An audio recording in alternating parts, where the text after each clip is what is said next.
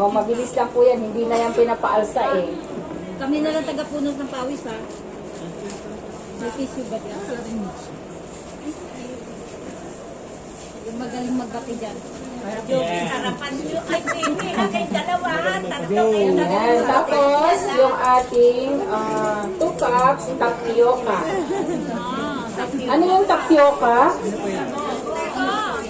Harina ng kasaba.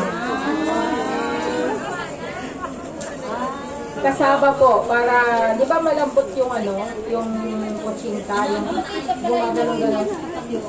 Opo, kasaba po yung tapioca. Kala ko yung masinay, yung may tapioca. Hindi po. And then, 1.5 cup brown sugar. 1.5 cup. Brown sugar. Chef Boy daw bro.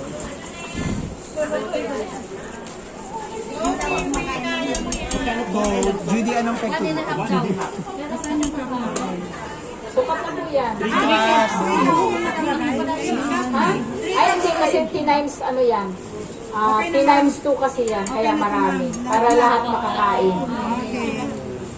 Oo.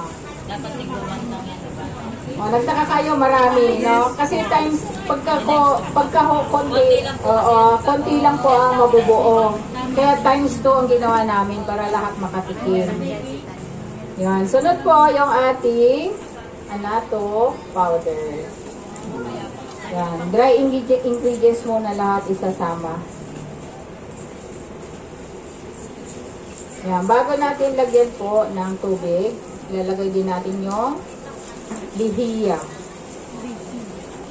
O, alam niyo yung lihiya? Yung dinga? O, lihiya, pangpakuna. Nahihiya nga. Pangpakuna. Pangpakuna. Sa beans? Okay. So, 1 tablespoon yon. Since times 2 yan, kaya 2 tablespoons yan. O, tubig. Ano yung hinakalaan? Bakit nakabahan? Carry naman, carry.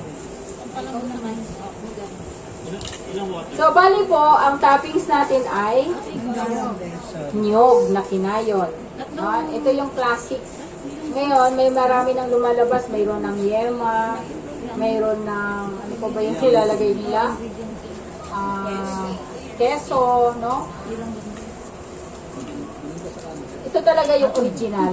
Classic siya. Ma'am, may nag-swimming na isda. May swimming na isda. Tanggalin. Tanggalin. So, yung nailagay na po yung lihiya, nailagay na. Okay, so lagyan nyo na po ng tubig, 3 cups. Punong-puno ha, hanggang dito sa ring. Yan.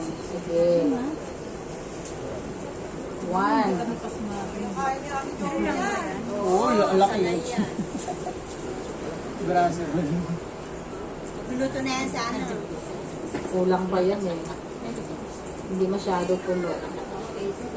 Dagdagan na lang konti mo.